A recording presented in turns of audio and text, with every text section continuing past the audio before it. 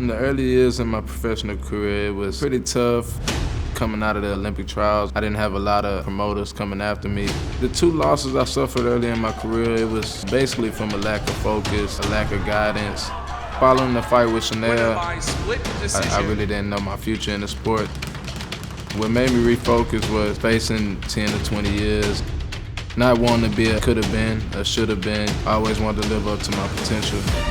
What's led to my impressive winning streak is focus, my team, the dedication that I put into the sport. I feel like it's the right time for me to fight for a world title. I'm older, I'm mature, mentally, physically. I've had my ups and downs. Now it's time for me to take off. Ray Vargas is not your typical Mexican fighter. Tall, rangy, kind of awkward. He's been a champion for several years. It don't intimidate me, it just motivates me. Es un rival que me parece que fue olímpico, tiene un estilo muy olímpico, maneja las 2 guardias, es un rival complicado o escurridizo lo puedo llamar. He's 36-0 in the last few years. I've had to take a lot of people's zeros. So after the fight, when I beat him, I can get respect. I feel like Houston's gonna have another champion come February 11th.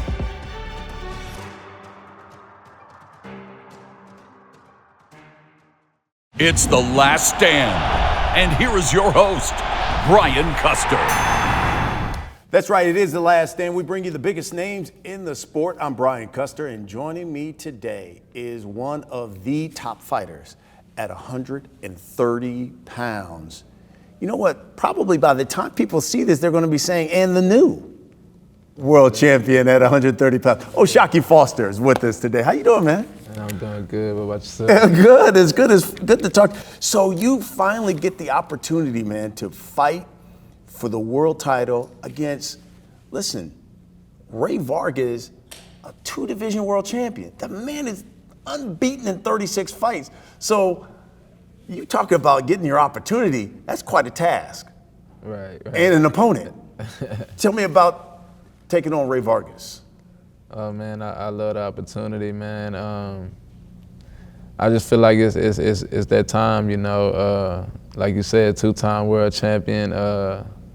Man, I like coming in as the underdog. I feel like, you know, it's gonna be a good night. Yeah, you know, it's interesting because not too many guys have had any success against him because of his height, his range. But now he's stepping up at 130, so he's coming up in weight.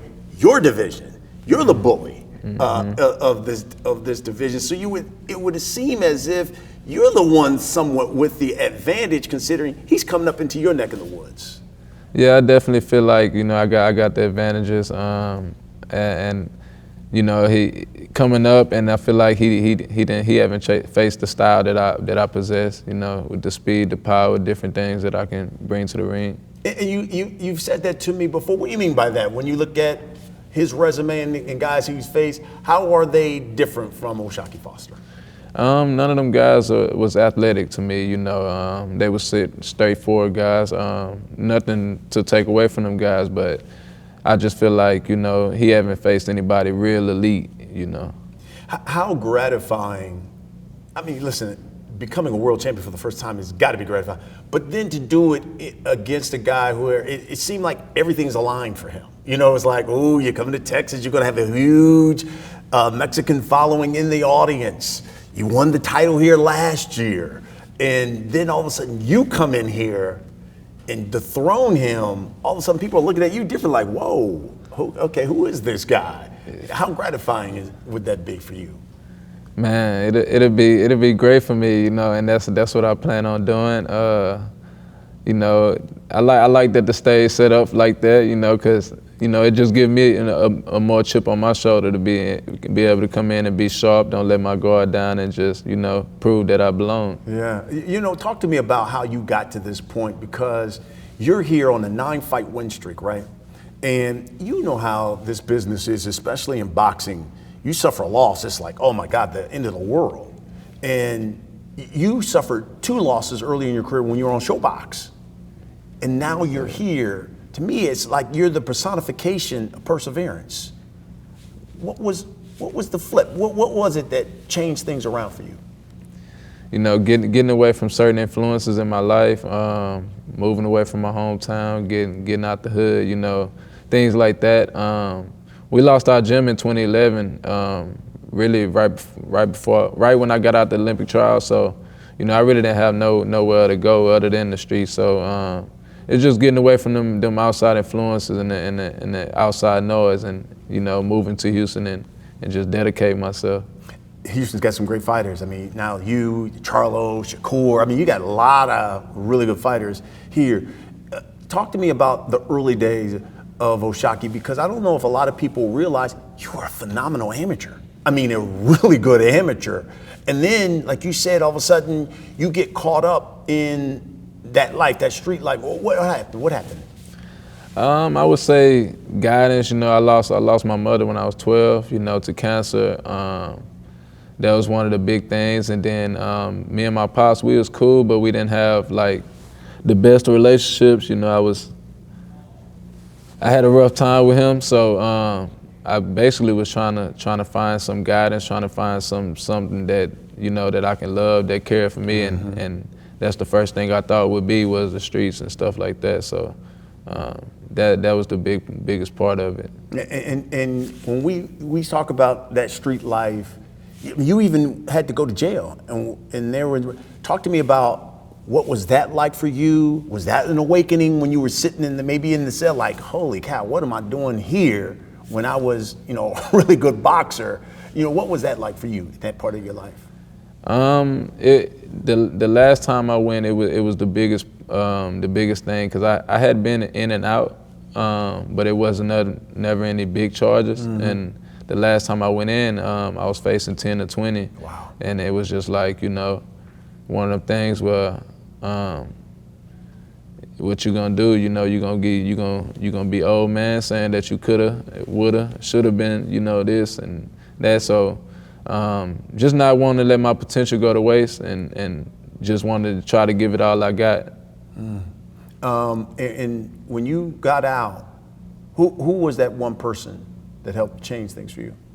I would say my manager Keith. He was there while I was in jail, things like that.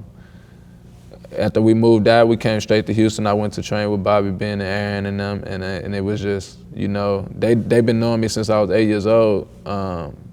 So it was a smooth transition. And then when you talk about your career, let's go back to Showbox here, and I think it was Tia. Was that 2015 when you had that fight there? Tia, yeah. And I remember it was outside fight, so it was cold. Yeah, and it looked like Oshaquie Foster froze in that fight. What happened that night? Man, yeah, they had us fighting outside in Las Vegas like the end of November.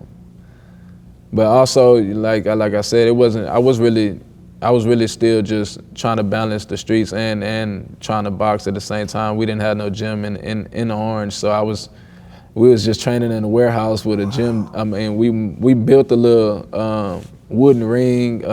We had like one bag in there. It was just things like that, and I feel like I was rushed into that stage. Not saying that I wasn't ready, but you know, I wasn't even, like, I fought at 140 for that fight, and it was all kind of things that I did wrong, you know. But the cold didn't help. You know? Exactly, especially being from Texas. And so then you have another loss too on Schaub. And at what point after that second loss, what were you thinking? Well, man, that second loss, a lot had happened that week. That Monday, before that fight, I think the fight was on Friday, my cousin, you know, rest in peace to him, he had got shot, you know, and he had got killed. And, you know, he was one of my closest, you know, people to growing up, you know, and that had really hurt me. And when I went to tell my coaches and my promoter and stuff like that, they kind of like shoot it off like, oh, he's lying, he's trying to get out of the fight or whatever. But you know, leading up to that, it was a whole bunch of stuff. They didn't want me to. It was crazy, man. They didn't want me to sign with this manager that I had signed with, and so they was coming to me. They came to me like 30 minutes before the fight and was like, you know, because he had got me a sponsor, and like within like 5 days, they like, oh, we'll take you off the card. We don't care if you fight tonight. Things like that. It was just, so when I went into the fight, I was just there. You know, I really didn't even want to, you know, be there. But after the fight, you know, we ended up separating from him. But early 2017, my grandma that I stayed with, you know, ever since my mother had died, she had died in the beginning of 2017. So it was just all going bad at that time. Yeah, and you said your mother had died of breast cancer? Cancer. Of cancer. Cancer, yeah. So your mother died of cancer. Then your grandmother, who you were living with, died. Yeah. And then you were homeless, right? For the most part at one point. Yeah, when I caught that charge and I actually got out, my little brother, he picked me up, and we tried to go stay with I tried to go stay with a few people, like his pops and stuff like that, and you know, they just didn't want me around. So ended up going to stay with one of my friends after a while. Then we moved to Houston. And I wouldn't just say move to Houston, but we left to go to Houston. We were staying at FEMA rooms for months, you know, and I was just going to the gym from there. And you know, I went and started staying on another friend's, you know, sleeping on another friend's couch, and then we ended up getting our own spot. Wow. And now you turn things around, and here you are, you get on this roll, and at any time, especially like this after that second loss, did the confidence wane? Maybe not in your skills, but that you were going to make it. Most definitely, because I had already seen a lot of the part of the business, and I just had fell out of love with the sport for a while, and I always knew I had the talent and you know, the confidence in what I could do, but it was just, you know, I knew I needed the right team, I knew I needed the right situation, and that was the biggest part of it, you know. What was the best advice, Oshaquie, you would give somebody who may have had a setback, but yet here you are, despite all of that you've been through, now on the precipice of becoming a world champion? What's the best advice you would give somebody? Man, best advice I would give is you know, find a team that care about you, that you can relate to, and you know, get away from them outside influences, them outside noise, because a lot of the times it don't be you. You know, you can have homeboys and they can get into something, and you just want to be the protector, you want to be there for them, so you stand on a lot of stuff for them, and it gets you in trouble, it gets you out your element. So that was the biggest thing for me, separating myself from people that didn't have too much going for themselves, and you know, just dedicating myself and focusing in on what I needed to do.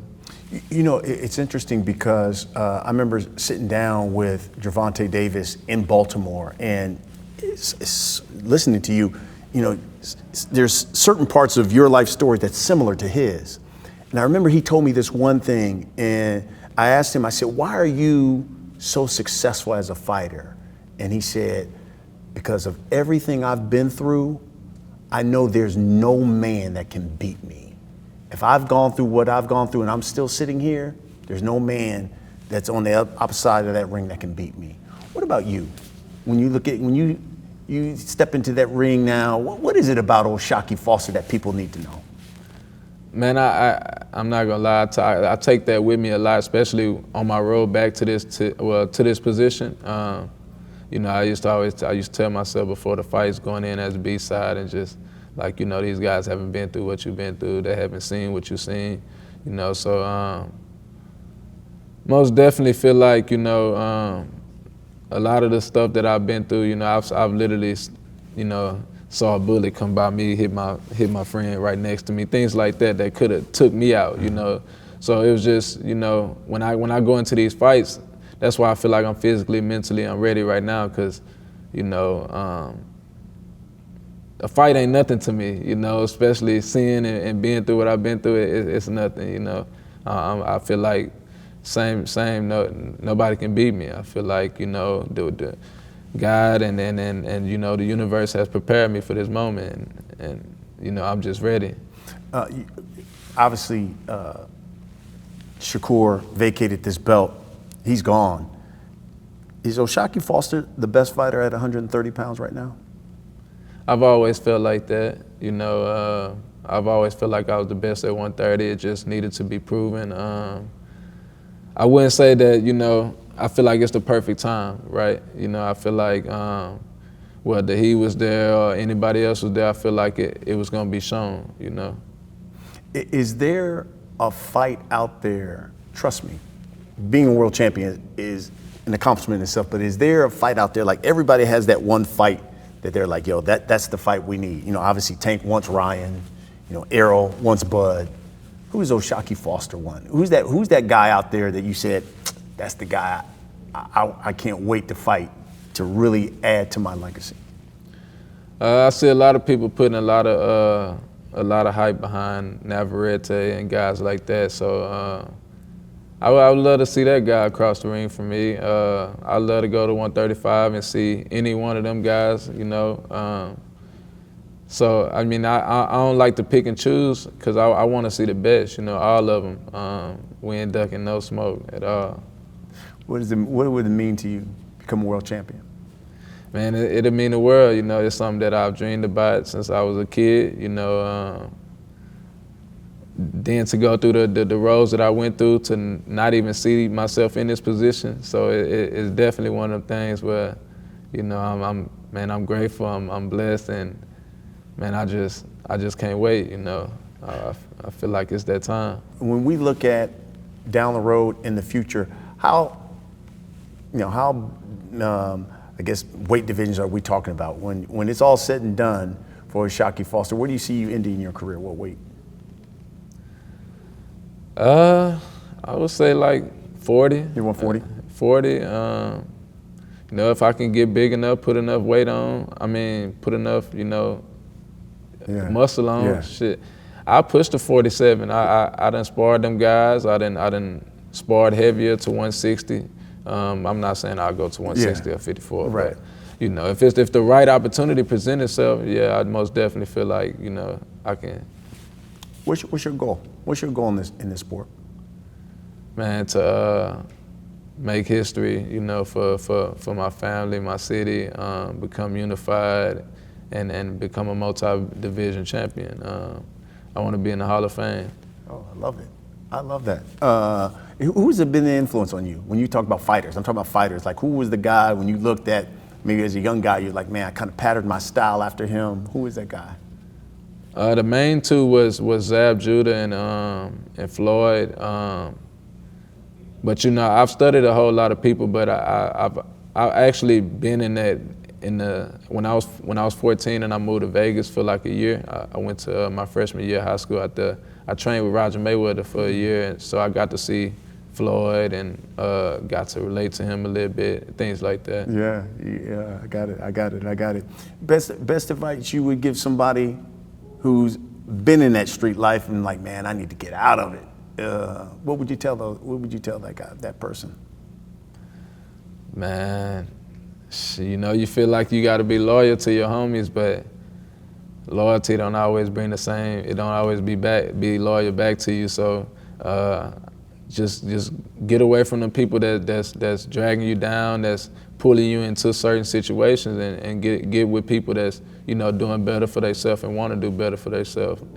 It'll change your whole mind state. It'll change, you know, really everything around you. Do you think this is the fight that puts Oshaquie Foster on the map? Most definitely. You know, winning the world title is the biggest stage. And like you said, he talking a lot. You know, he doing a lot of smack talking, which I feel like is nervous energy. But two-time world champion that you know, I plan on, like I said, giving him that first L, and I feel like it'll be it. You know, people will start to, you know, put my name in that conversation of the top guys. Lastly, we'll end with this. How many times a day you get called Oshaquie? As opposed to Oshaquie? Man, a lot. You know, I've had my name messed up a whole lot. Oshaquie is new to a lot of people in my hometown, so it's crazy. Yeah. You know, But if you're having problems with Oshaquie, just call me Shock. You know, that's what everybody call me. I love it. When you looked at it, because everyone looks at it, like, no, I see it the way it's written. They're like, no, it's Oshaquie. Oshaquie. So do you have to explain to people too about it all the time? Yeah. You know, I got to correct them. But, you know, the way it's spelled, I understand. But we just let them know it's Shock. I got it. And then when it comes to boxing, who are your favorite fighters? Who do you enjoy watching? Who's Oshaquie Foster like watching? That's active right now? Yeah. I would say I like Earl, Regis. I say, you know, I'm a fan of the sport, so I watch everybody. Shakur, Gervonta, all them guys that's around that has great skills. You know, man, really everybody. You know, I watch everybody. I'm not gonna lie to you. I'm a fan of the sport. The old fighters and the new fighters. Okay. You know, so. All right, so then if that's the case, then I gotta get your take. Tank, Ryan, who wins that fight? I got Tank. You got Tank winning it? Yeah, I got Tank winning. Plant Benavidez. I got Benavidez. Got Benavidez. Yeah, I got Benavidez. You got Benavidez? I like Benavidez. You like Benavidez? Do you? Tell me, what is it about him you like? Man, you rarely see a guy that's that big and can mix it up like that. Hand speed, power, and you could tell he's smart. You know, he's been around the game for a while. I feel like he can do it all. You know, he can box from the outside with the jab, and then he can walk you down and do certain things like that. So I like Benavidez. But not to take away Plant, I like Plant too, but I just think Benavidez is a level above. If it happens, Errol Bud. I got Earl. You got Errol? Yeah, I got Earl. You got Errol. Yeah, that's definitely. It looks like Errol Thurman is going to happen this summer. What do you think about that fight? Yeah, I think it's a good fight, but I think he can't take body shots, and that's Thurman. Just being real. So, and that's Earl thing, you know. He's a body snatcher, so I feel like Earl gonna end up taking him too. Yeah, I love it. Look, this has been fun. I've been waiting to do this for quite a while, and I'm happy you certainly got this opportunity. You certainly deserve it. Appreciate that. And I guess for the people who are watching here, main thing you want them to know about Oshaquie Foster. Man, that, you know, I train hard, that you know, I just appreciate everything. I appreciate the opportunity from everybody, and you know, come Saturday, I plan on putting on a great performance. I love it. Oshaquie Foster, talk about one of the top fighters at 130 pounds. This is the man. He wants that strap around his waist. It's going to do it for, thank you everybody for watching. We'll see you again next week.